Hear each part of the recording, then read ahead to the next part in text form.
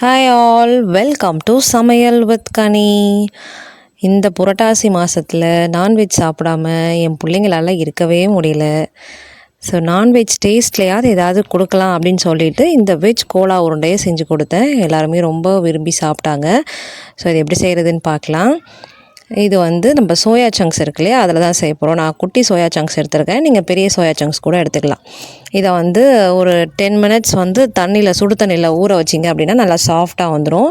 So அதை அப்படியே புழிஞ்சி எடுத்து மிக்ஸி ஜாரில் மாற்றிக்கோங்க. இது கூட காரத்துக்கு பச்சை மிளகாய், இஞ்சி, பூண்டு, கொஞ்சம் புதினா, கொஞ்சம் வெங்காயம் எல்லாத்தையும் போட்டு நல்லா நைஸாக அரைச்சி எடுத்துகிட்டு வந்துக்கோங்க.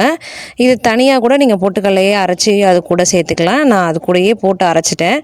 உங்களுக்கு பொட்டுக்கல்லை அளவு தெரியல அப்படின்னா நீங்கள் பொட்டுக்கல்லையை மட்டும் தனியாக அரைச்சி எடுத்து வச்சுக்கிட்டு நம்ம அரைச்சி வச்சுருக்க அந்த சோயா பேஸ்ட்டோட கொஞ்சம் கொஞ்சமாக ஆட் பண்ணி உருண்டை பிடிச்சி பாருங்கள். உங்களுக்கு சரியான பக்குவம் வந்துடுச்சு அப்படின்னா பொட்டுக்கடலை போடுறத ஸ்டாப் பண்ணிக்கோங்க. அந்த மாதிரி கூட பண்ணிக்கோங்க. இப்போ இது ரெடி ஆனதுக்கப்புறமா அது கூட வெங்காயம், ஒரு 2 வெங்காயம் கட் பண்ணி வச்சுருக்கேன். அது கூட கொஞ்சமாக கருவேப்பிலை, கொத்தமல்லி, அது கூட 1 ஸ்பூன் மஞ்சள்தூள், கொஞ்சமாக தனி மிளகாய்த்தூள், கரம் மசாலா, தேவையான அளவு உப்பு, இது எல்லாமே போட்டு நல்லா பிசைஞ்சிட்டு உருண்டை பிடிச்சி எடுத்துக்கோங்க. நம்ம கோலா உருண்டைக்கு கொஞ்சம் ஒரு மீடியம் சைஸில் உருட்டி எடுத்துக்கோங்க. இதே அளவுகளோட எல்லாத்தையுமே உருட்டி எடுத்து வச்சுக்கலாம். இப்போ இந்த அளவுக்கு எல்லாமே ரெடி ஆகிடுச்சு. இப்போ இதை நம்ம எண்ணெயில் பொரிச்சு எடுக்க போகிறோம். இதை தனியாக வச்சுக்கோங்க. இப்போ நம்ம எண்ணெயை சூடு பண்ணிக்கலாம். கடாயில் எண்ணெய் விட்டு எண்ணெய் நல்லா சூடானதுக்கப்புறமா ஒரு உருண்டைகளாக பொறுமையாக மெல்லமாக போடுங்க.